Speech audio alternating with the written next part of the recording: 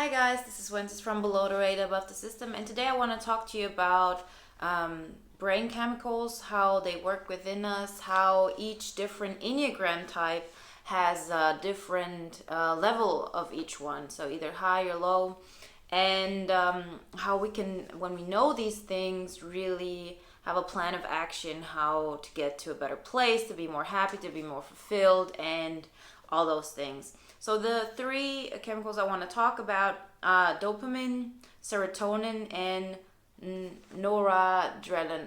Noradrenaline. I'll call it shortly Nora, but in the end, it's adrenaline of the mind. And then like adrenaline, noradrenaline. Okay, so I don't know how much you know about Enneagrams. I haven't really done a video specifically on Enneagrams, although I have talked a lot about them. It's a different system than MBTI or Socionics.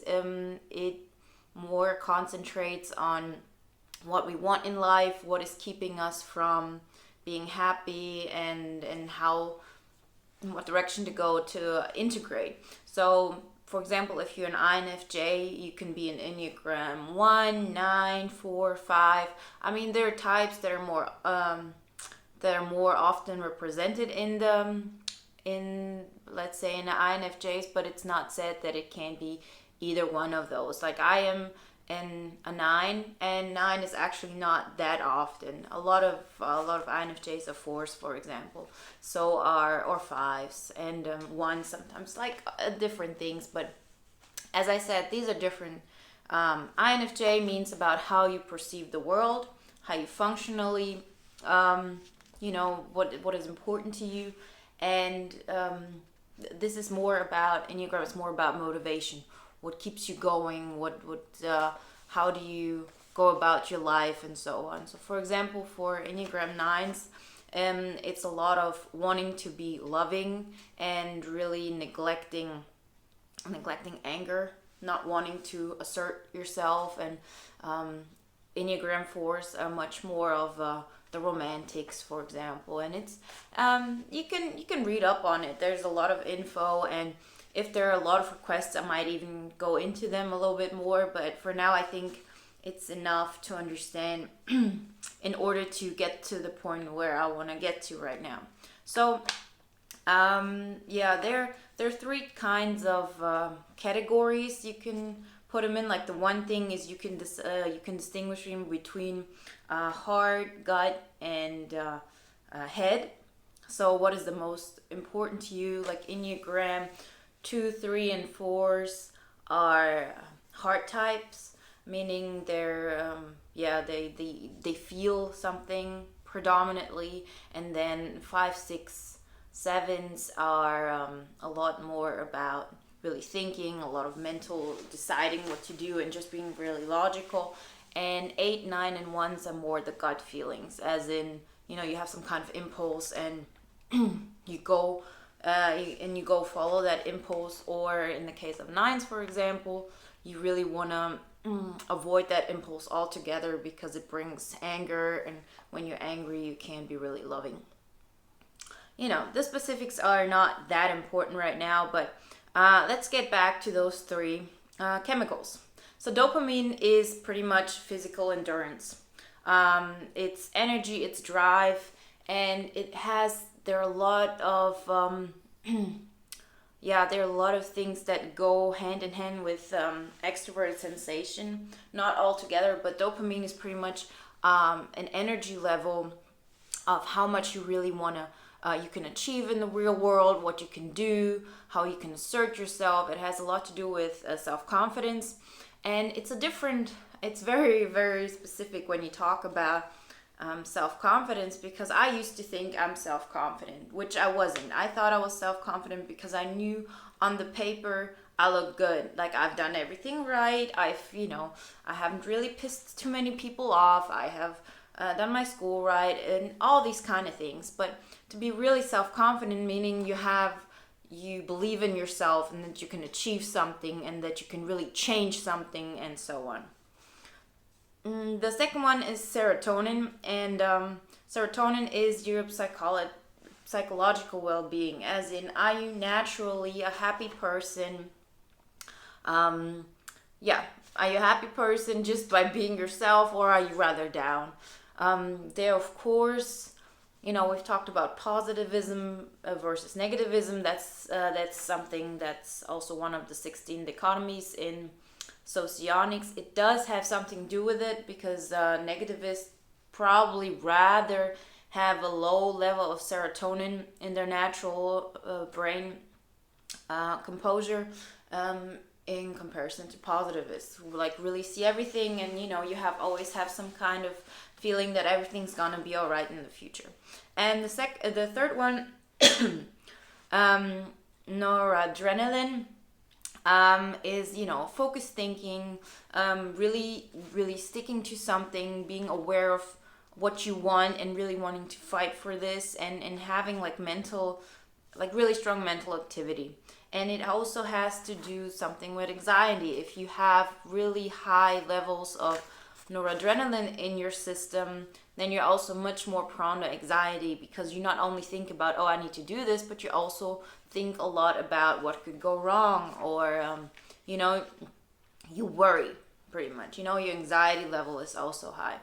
So when this what I'm telling you right now, I read on Enneagram Institute. I post a link below, so you can read up on it, because it's a little it's a lot, but I think it is really good information, and it can help us to kind of like know, okay, I'm low in that area and I want it higher, and first of understand why we're attracted to certain people, and second of all to know, okay, so I need to get my level up and in this area, and when I do that, I'll feel much more I feel much better, much more content, and everything will be better. So we start from the back. Noradrenaline, as I said, this is like focused thinking, having high mental mental intense in that way that you really concentrate on something. Those are a lot of the TI people. And they say like the head people, the 5, 6, and 7s, have a high level of noradrenaline. The gut types, as in 8, 9, and 1, they have a low level, and the heart, the 2, 3, and 4s have a medium level. I'll tell you exactly why I wanna get into this. So I have like an example. Oh, that's a nice cup, isn't it? Yeah, it's my Christmas cup, but okay, dopamine. We said dopamine is the one where it's about having high energy and endurance and physical strength and so on. So there's also categorization within Enneagrams. It's called the Hornevian triads. So they're assertive, passive, and compliant triads. The assertive triad are the 3, 7, and 8s, and they have a high energy level. Hold on.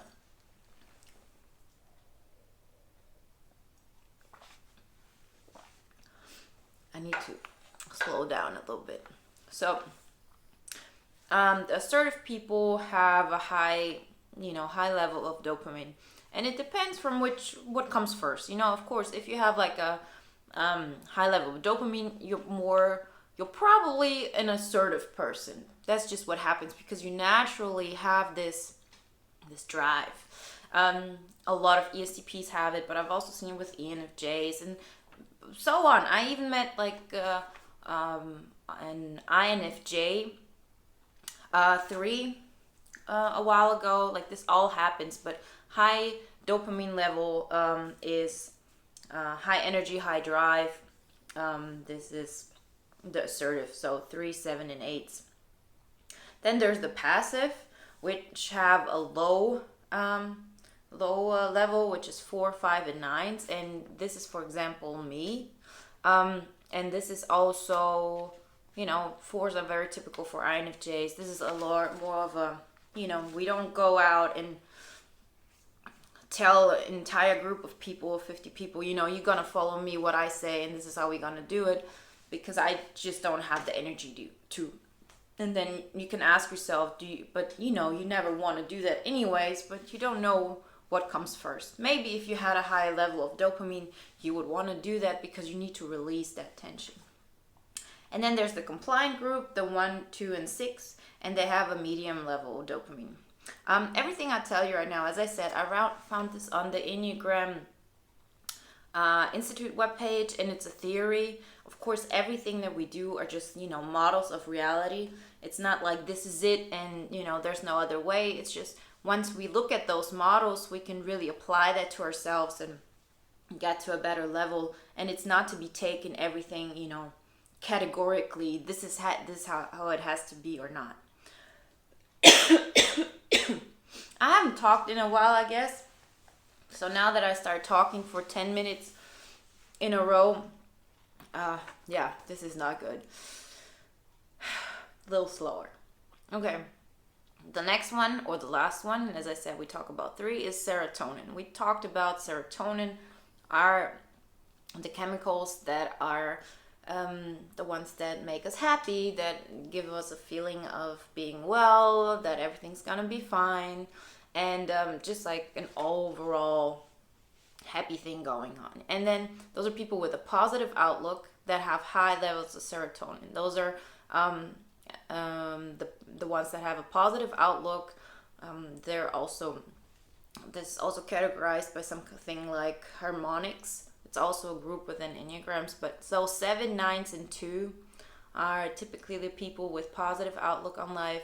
Then you have the reactive group, which is the 4s, the 6, and the 8s, and they have a rather low level of serotonin, so they kind of tend to not have too much of a positive outlook on life, and just not think that anything's gonna get better for them, or not like as high as it can be.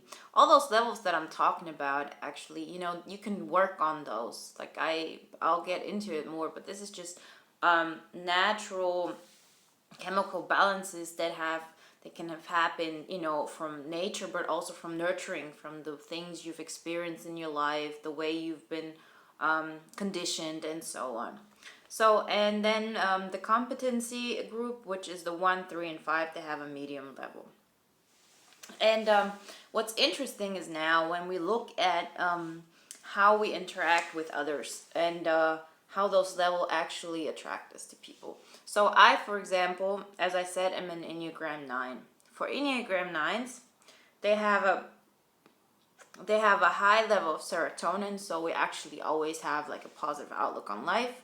We have a low level of noradrenaline, so my mental activity is not that high, which I know it might contradict or might sound contradicting now, but first off, right now I'm in a different place than I used to be. There's like some kind of integration that has happened, but I used to not care about anything. I used to not have a plan. I didn't used to be ambitious, but I also didn't have any kind of anxiety, ever.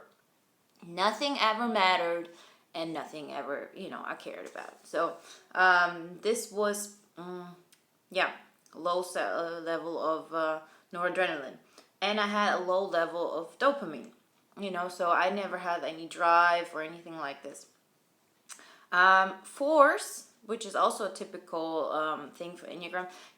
What you can do, you might want to click on the link below. And if you scroll down, you see exactly like a table where you see all those comparisons, so you know exactly what I'm talking about. So Enneagram 4, also typical Enneagram type for INFJs, and you can also maybe through those levels understand which Enneagram you are if you're not sure. So Enneagram 4, they have a low level of serotonin, a medium level of noradrenaline, and also a low level of dopamine. And then we have, for example, 3. 3 has a medium level of serotonin, a medium level of noradrenaline, and a high level of dopamine. So imagine it like this. When you have low levels of something, or too low of a level for you to be balanced, which naturally happens through some kind of thing in your past. Let's say, especially as an INFJ, you're rather sensitive. So when people used to, when you used to put your emotions out or put some kind of drive out there, you used to be pushed down as a kid, for example. And so your dopamine level got even lower because you were taught that you can't put anything out there, which would also increase your dopamine level. Dopamine level rises through exercise. Dopamine level rises through activity. This is a typical thing. Once you get into motion, your dopamine levels get higher and higher. So you are taught that you are not supposed to assert yourself, and I'm gonna have a video after this about submission, assertiveness, and aggressiveness, and then this is all very connected. But so you meet somebody and they have a high dopamine level, for example. So, and you really want to have that dopamine level. So what do? You don't, you let them talk, you let them put out their energy. Because what we don't understand is when we see somebody and we see, they're not happy. For example, their noradrenaline level is too high, their anxiety is too high, their serotonin is too low, whatever it is, and we want to make them feel better. We kind of tend to, want to put our energy out. But if you meet somebody who's rather sensitive, for example, and who would stop putting their energy out once you open your mouth or once you say something they don't like, or they start being aggressive towards you, then you can't really benefit from their energy. See, that's what I mean. Sometimes we just kind of tend to say, but you're such a good person, everything is fine, why are you so sad? And this is how we approach a lot of things, not understanding that if we want to cheer somebody up, we want somebody to be happy, what we need to do is be happy ourselves. Because if you have a rather good level and you just put that out there, energy is contagious. So this is 10 times gonna help more than you saying to somebody, then you saying to somebody, but you're a good person, and so on. And now we come to this. We get addicted to some kind of people and their energy. For example, if you meet somebody with a high dopamine level, or you have you have low serotonin, and then you get addicted to somebody with high serotonin levels, you don't want them to shut up. You want them to put out all their energy, and you rather make yourself small so they can put that out there because you can absorb it. That's typical for INFJs, for example. We can absorb that energy and kind of get some of that energy that we think we can get on our own. The real problem arises when those people also have high anxiety or are not, they have some kind of problems with themselves. They're not very in balance. So when you let them, put everything out there and you just kind of look at them and absorb everything, that you also absorb their negative feelings. So your serotonin level will go down. Maybe your noradrenaline level will go up as well. And you just kind of find out how you don't feel good about this. And it's it can be very dangerous because you get into situations where you feel like, okay, if I do this, I'll lose everything. You get addicted to this feeling, and you also feel you're gonna hurt that person so much, and you're gonna, if you're gonna make them stop with their dopamine, then they're gonna suffer a lot. You think I'm gonna put them down, they're doing so well, and I'm gonna make them stop. But you want more dopamine. For those people, a lot of high level of dopamine is not the best thing. Sometimes you need to make them, tell them your truth, let them understand how your point of view is, for them to actually stop, because they're just on a motor and they're not getting anywhere.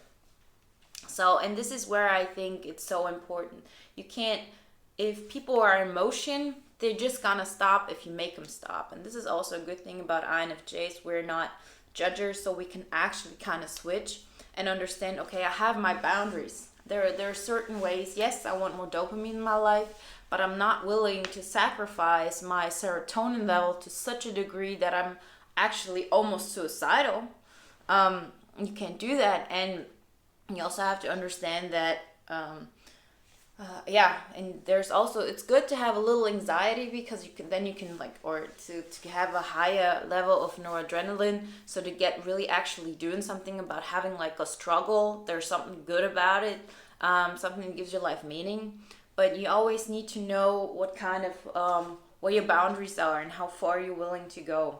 And this is, for example, also the reason why Prozac, for example, works great on some people. On others, it has no effect. On others, it has negative side effects, because they're just different levels of, of those chemicals in our brain and how we react. So, and integration, pretty much what is another word for individuation, for example. And this is also, you can read it in Enneagram. 9 integrates, for example, into 3. I don't know by heart what 4s integrate to, but you can look it up really fast. But anyways, this integration is a result of manipulating those chemicals to create a more balanced neurochemistry.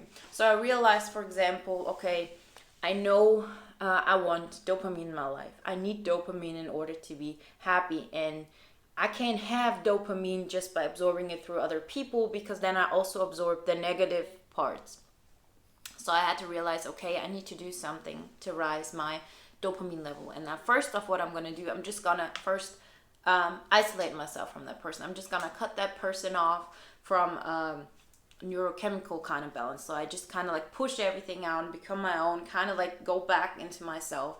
And then I need to like work on my dopamine level. And you do that through being active, to actually doing something. A lot of people say that drive and motivation, you need motivation in order to get active, but actually it's by becoming active, by doing something, you become motivated. That's just how it works.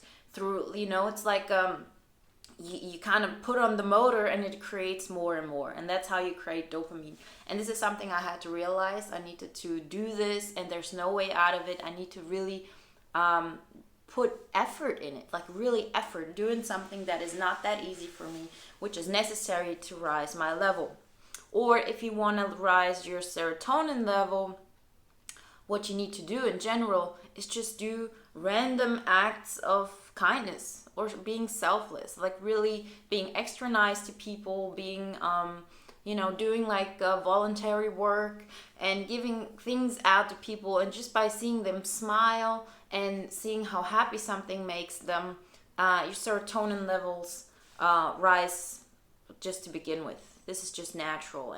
And this is how it is with all those levels, and you kind of can control how to balance them out on your own, and that way you get more independent. You can really do good things because you're not addicted to something, because you think that's the only way you can get it. You need to understand that you kind of have to work on it on your own. So click the link, look at that page, and then make sure what kind of Enneagram type you are, what your levels are. It's just a reference point. It's not like definitely. And see, okay, I can do something in that direction, and that's gonna make me more balanced and more happy, and will help me to integrate. Look at, if you're, for example, a 4, look what kind of Enneagram your integration goes. You'll find it somewhere. Just write Enneagram 4 integrating, and then okay, so I need to be more like let's say a type 7. This could be completely wrong. I'm just saying some number. And then you look, oh, this is how the 7 is.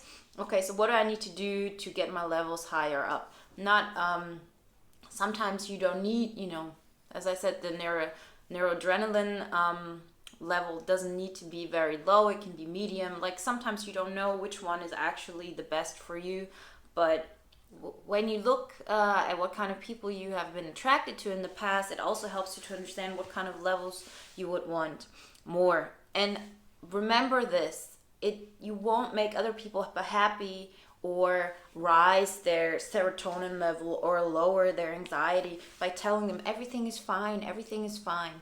The best thing you can do is get balanced yourself and then putting that energy out there. Because okay, if I'm balanced, it kind of helps people to balance them out more. You kind of, if you have a high serotonin level, for example, or you work on having a high serotonin level, then this energy,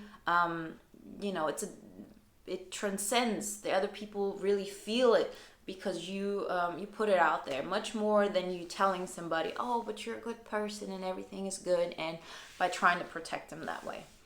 Okay, talk to you later. That's it.